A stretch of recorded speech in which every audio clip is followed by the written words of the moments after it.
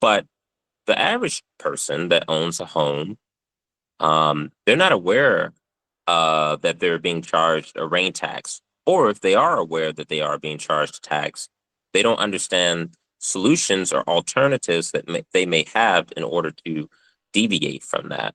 So I think that's a goal that we really are striving for. Is we're interested in creating market awareness for folks to know that saying, hey, you may or may not know that this is going on, but here's a problem that's in your bills, in your envelopes, and that there's a practical cost of actually a way that you could actually save money by.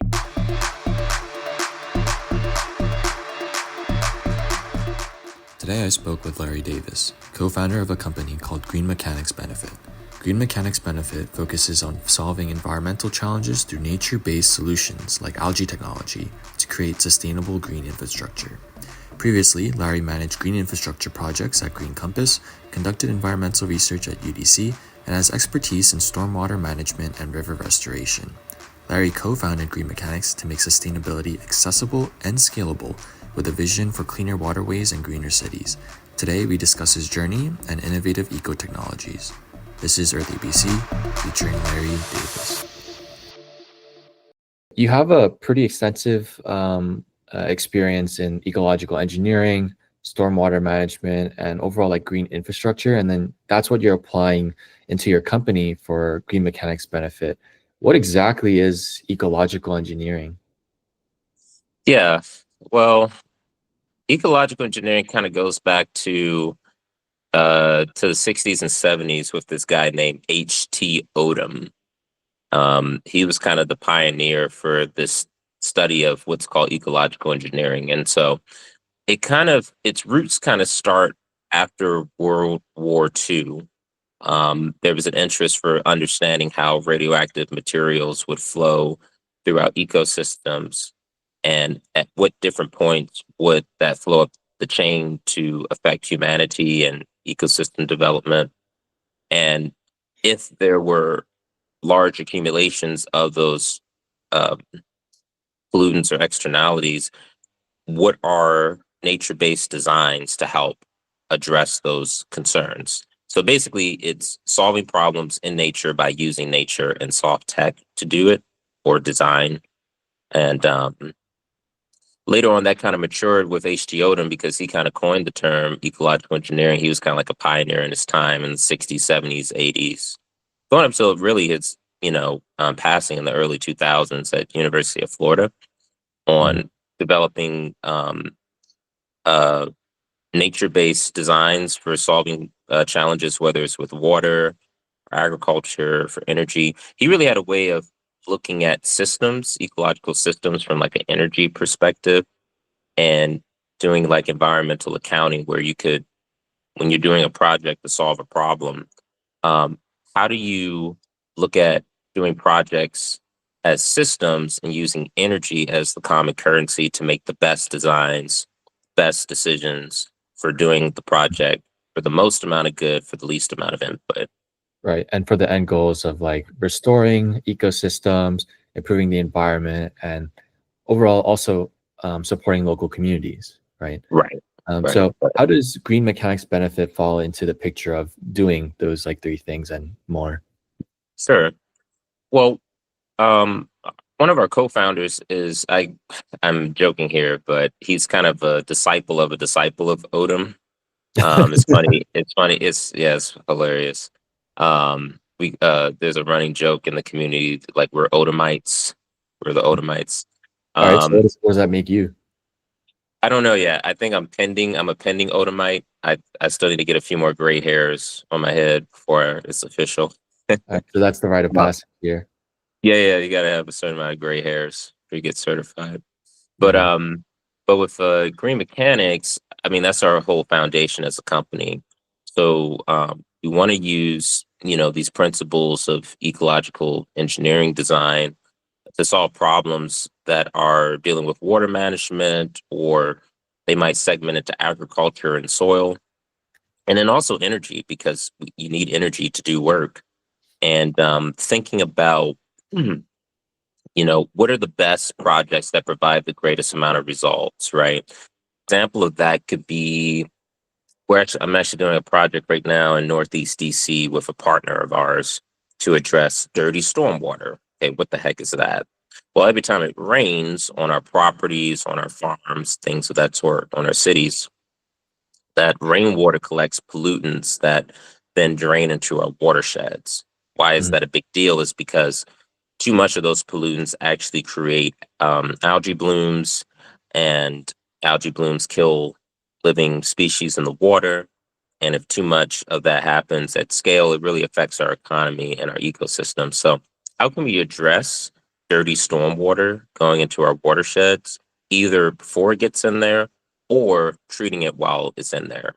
And so, one example of that could be we're actually working with this building in Northeast DC where they're interested in addressing and treating their dirty stormwater before it gets into the Anacostia. And most folks don't know that they actually have to pay a rain tax on their water utility in order to fund these types of initiatives. So we're helping them by putting in a green space project to help abate their dirty stormwater generated on their site. They are projected to save, once that project goes into the ground, they're projected to save X thousands of dollars a year on their water bill. And we're doing it at no cost to the site owner, right? So we're bringing the financing to install, permit, do all that fun stuff. We assume all the risk. Um, we earn payable credits by addressing and abating dirty stormwater.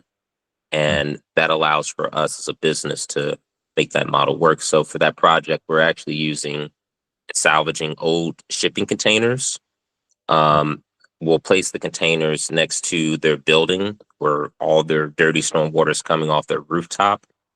We'll funnel the water into the containers that'll be filled with soil and plant and media to help provide treatment.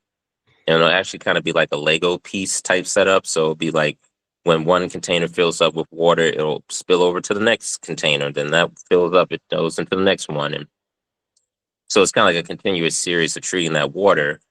And we're using waste products like shipping containers that can then be installed on site, and we don't have to excavate all this material from the ground in order to provide that same type of treatment. If we wanted to put in like a pond or a green space, right, it might be more difficult, or it takes more time, or you need permits to kind of go through all this stuff. But shipping containers is kind of an alternative, um, taking these waste products from different places, putting it together around nature to help abate dirty stormwater, as an Mhm. example. And when you say abate, I remember one thing that you talked about outside of this interview was something called abatement credits.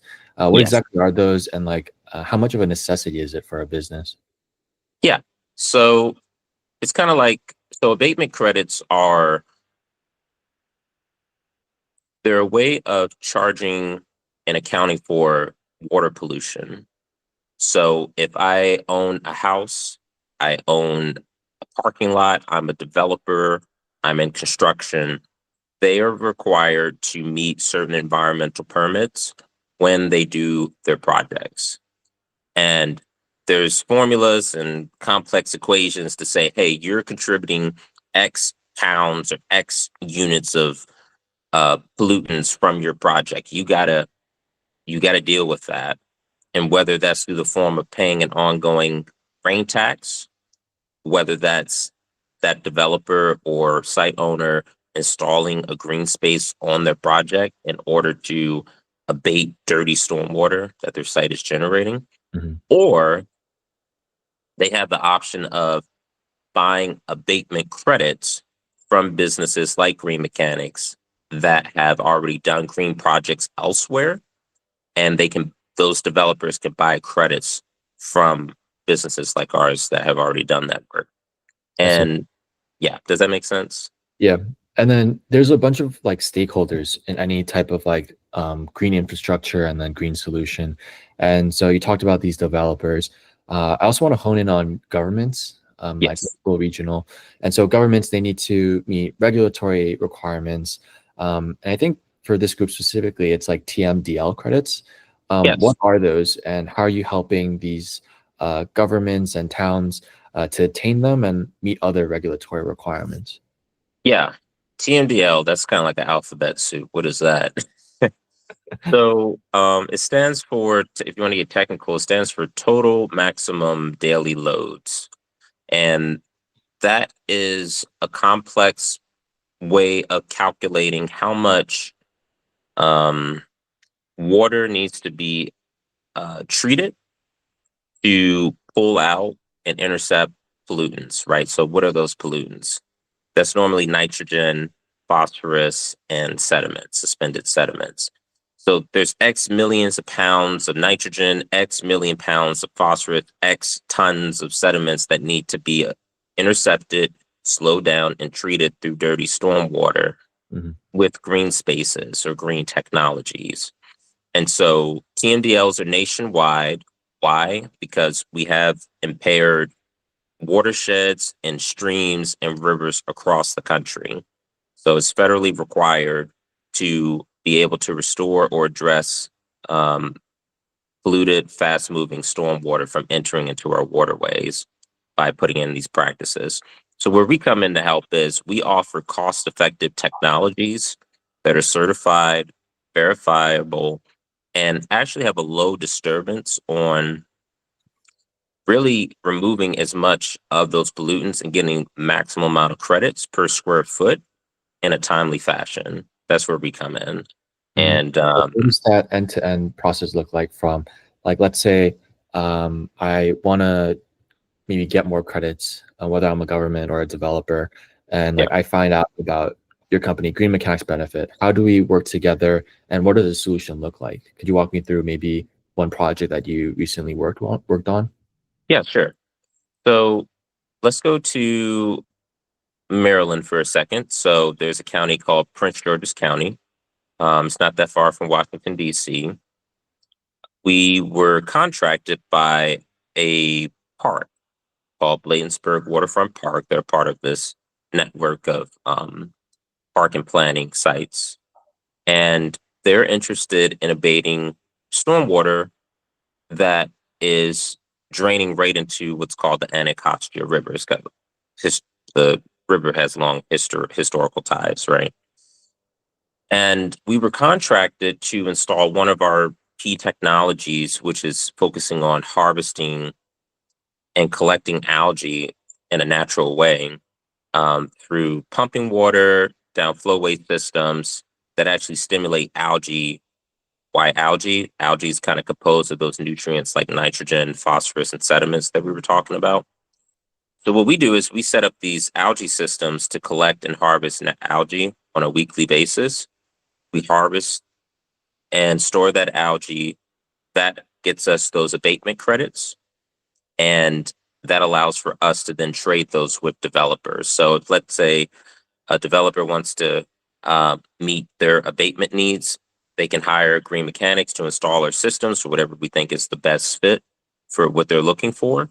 Or if their site, let's say they have prime real estate, let's say they're a shopping mart and they don't want to give up their parking spaces to put in green spaces because it doesn't make financial sense. Well, we can negotiate credits that they can buy from us to give them their stamp of approval, and they can still keep their parking lot space, right? Hmm. And so those are different processes and steps that folks can engage with when it comes down to abatement credits from a water management perspective. And so, how aware are these companies in kind of using these credits and for them to be, I guess, quote unquote, redeemed by your company? Yeah. So I would say large enterprises and counties, towns are aware. So when I say towns or municipalities, I'm talking about mayors or town admins or folks that are in some leadership of the town. Uh, Large enterprises like industrial sites, they're aware of this because more than likely they're paying millions of dollars in fees if they haven't abated their dirty stormwater, or the permits for their projects to develop their site have been restricted Hmm. because they haven't adopted green space technologies to address their dirty stormwater. So typically those groups are very aware because it's affecting their business, it's affecting their compliances with federal code. But the average person that owns a home they're not aware that they're being charged a rain tax, or if they are aware that they are being charged a tax, they don't understand solutions or alternatives that they may have in order to deviate from that. So I think that's a goal that we really are striving for. Is we're interested in creating market awareness for folks to know that saying, hey, you may or may not know that this is going on, but here's a problem that's in your bills, in your envelopes, and that there's a practical cost of actually a way that you could actually save money by working with us at no cost to them for, you know, green projects, abatements, and things of that sort. So, Right. The last thing, like I and many other people don't want is to get taxed more than I already am. And so this rain tax, I'm hearing like, I don't want that, you know? And so when it comes to your company bringing market awareness for that, like who are your customers typically? And are you trying to go for the typical consumer? so our typical customers are large commercial clients. So this could be folks in commercial real estate. This could be large industrial plants. So let's say in Baltimore, you have a lot of manufacturing plants and things of that sort. Um, Counties, uh, municipalities, those are some of our ideal clients. And our levels of engagement and goals that we want to create, we think they're some of our first customers that we think we can really help them save a lot of money through our technologies that's already been verified and tested and How much approved. we talking about? How much savings? I'll give you an example. Hmm. So I'll use that same project I was talking about earlier with the shipping containers to address dirty stormwater. So, what we're providing this commercial building owner in DC is the following: at no cost to them, we will install this green infrastructure shipping container system. You know, um, they benefit by cost savings on their rain tax, so they're projected to save anywhere from five or so $1,000 a year by having this system on their site. But we assume all responsibilities of it. Um, we receive abatement credits that also allow for us to pay the site owner several $1,000s for letting us use their space to do this project. So we're kind of offering a two for one, where you save money and earn money by going green with these projects at no expense, right? That's a model with which we want to deploy and have available to our different types of customers. We then want to warehouse, because we think because these technologies are so efficient, we'll probably have a surplus to where these large commercial clients and counties, you know, um, after they've, met their requirements, we might still have a surplus of credits. We then want to go to the average person that's in Baltimore or, in their respective jurisdictions that maybe aren't paying thousands of dollars a year in fees, but they might be paying up to 1,000, right? And putting together a community of awareness and people to kind of participate in, even if it's just, a few extra dollars of savings, that's still worth something, to some folks, right? Mhm. Um, I was even reading an article the other day that Baltimore is increasing its rates for water and sewer fees, and I think within this rain tax, I think it's going up another 3% this year. Um, that's a continual pattern that's going to keep coming up, just because we're severely behind on reaching these, repairing our waterways, and so it requires more money, and therefore that raises the tax in order to fund more of these initiatives. So. Hmm.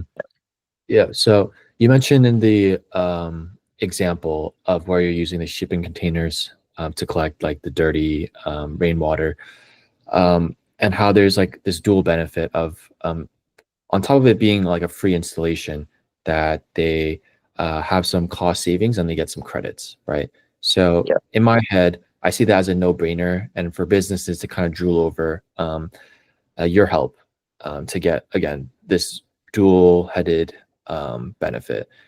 Are you seeing like basically a boom in business? Like, what does that look like? It's funny you say that because it's almost kind of like, how would you say this? it's almost like when people hear something very good, it's hard to believe that it's actually true, right? They're like, wait a second, you're telling me I'm getting money. First off, I'm saving money. Then you're telling me you're going to pay me for using my land. And Right. then you're also assuming all the risk. Scam, right? That's literally it. And there's even like I'm even thinking about having to even charge people a couple $100 just so they can just have some skin in the game so they can actually believe it, just because people have a hard time resonating with something that's good, like to that degree. I think the other challenge we have at times is that when we talk about these large enterprises or medium-sized enterprises or counties or towns and things of that nature, you have a lot of decision makers involved with whether a project is facilitated or not. You got the gatekeepers, you have the person that signs the check, you have the person that's in charge of finances, right? You have the operation officer that needs to be aware of every step that's taking place on the site. And Mm. so sometimes it's difficult to try to get all the right people together at the same time in order to come to a conclusion. And even if you're able to do that, oftentimes, you know, people still take their time to make a decision because maybe sustainability services aren't on their top radar, or maybe it is on their radar, but maybe they're just aware of, you know, current solutions that are on the market. Some people might not even know about some of our technologies, such as harvesting algae, like that Mm. can get you abatement credits. So it's a mix of market awareness and also the thought of it's too good to be true. And we've made progress. We've got several projects in the funnel now to get that going, and I think we're going to use those as more of an invitation for people to see our sites because seeing is believing, and we acknowledge that. But we're really hoping that we can improve our storytelling and marketing to help people see what opportunities that are available to them right now. So Mm. For sure. And when you're trying to seek for help in like marketing and scaling the business, will that take outside investment? yes, yes, and I think that's part of the reason why we're focusing more time and energy on joining accelerator programs and incubator programs to tap into those networks, because up until the last year as a business, we've really just depended on, how would you say what they call it, like bootstrapping, or what is Yeah, that the that's term? right. Yeah, yeah.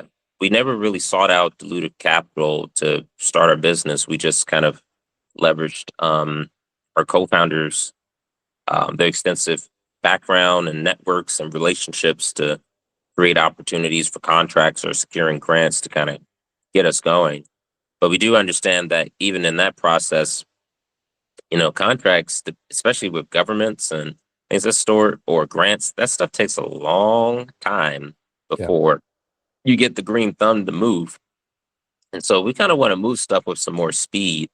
And at the same time, it's like, you need a sales, you need sales and marketing to be able to effectively invite people into a story, to a solution, and to do that with enough speed and kind of to make the model sprawl in the way that we want. So we've kind of gone through this phase of bootstrapping it, like getting several pilots in the ground saying, hey, we know how to do this. We know how to operate the markets. We know how to help people win in it. And I think we want to now take that blueprint and scale it up. And so I think that's where we're looking for more investments to do that. So, For sure. And while we're on the topic of investments, yeah, and technology being about like algae, yeah, like as you know, algae technology has always existed, and a bit over like a decade ago, like early 2010s, late 2000s, investors frenzied over like yeah, algae-based biofuels, yeah. um, and that failed terribly. What's so different about the type of algae technology that your company uses? Yeah, no, that's a good question because if you look back at what you just shared, a lot of those investments for algae biofuels, so basically this idea of growing algae, typically in labs or indoor internal facilities. This is with large tanks and bubblers.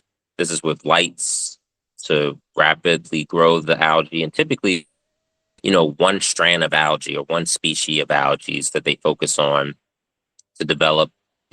other products like biofuel production, but also for, supplemental, nutrients like spirulina, for example, spirulina algae and having, all of its nutritional content, right? So that's kind of more of the heavier engineering type efforts to kind of develop these products versus with us, we're more on an ecological engineering side of things where we let nature decide for what type of algae we get from our systems.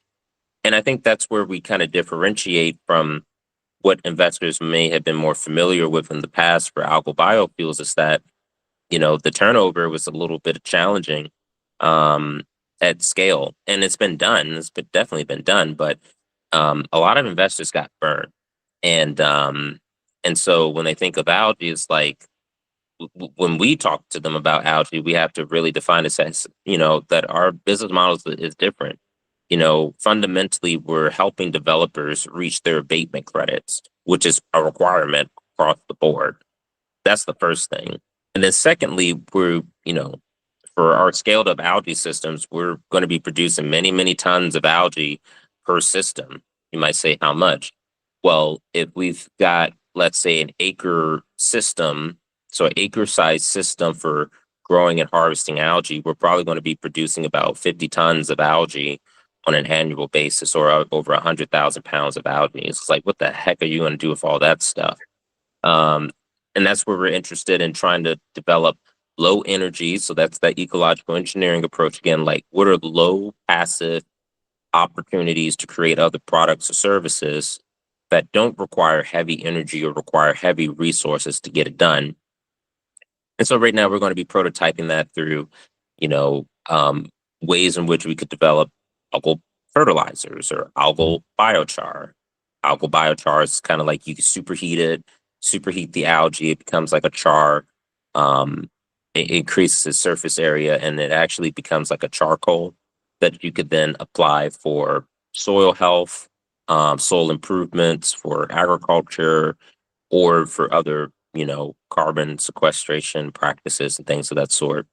And then maybe one other option is taking that algae and putting it into concrete because the sediments are composed of various forms of sediments that can act as a slight filler replacement for concrete production. So again, it's like thinking through these, low passive approaches of taking a waste product like algae and using it to develop other products and services that can be beneficial for infrastructure or for agriculture or potentially energy too, depending on how you set it up. So For sure.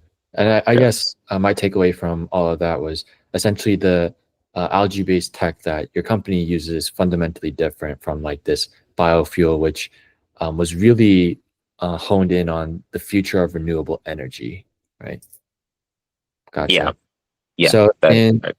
in 5 to maybe 10 years time, what's the most exciting thing for you when it comes to seeing like how green mechanics benefit falls under the picture of ecological engineering?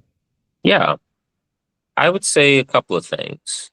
First, I think that we really are interested in having scaled up algae systems that are throughout the Chesapeake Bay. How big is the Chesapeake Bay? Some might ask. Well, this ranges from parts of New York to Pennsylvania, of course, Maryland, Delaware, Virginia, like all those states drain into the bay. So our algae systems, we call them kidneys for the bay. So we want to set up key locations to install our systems that can really help address this pollution issue going into the Chesapeake Bay. Because currently, right now, as of 2025, there were certain goals that needed to be met, and we're barely a third along the way of hitting those goals. And we strongly believe that through harvesting algae, because algae is really good at collecting those pollutants, that this could be a cost effective, very impactful way to kind of hit the goals, basically doing more with less, right? So we want to be a leader in that space that can then create some real opportunity. That's a lot of algae we're going to be producing. So we hope to kind of create, if we play our cards right, more algae, an algae ecosystem, no pun intended, for creating other products and services that can help towards more sustainable development in a meaningful way that's cost effective, is one piece. And I think secondly, we're really interested in making these nature-based solutions or these technologies more accessible and available as we have some involvement in work in Africa.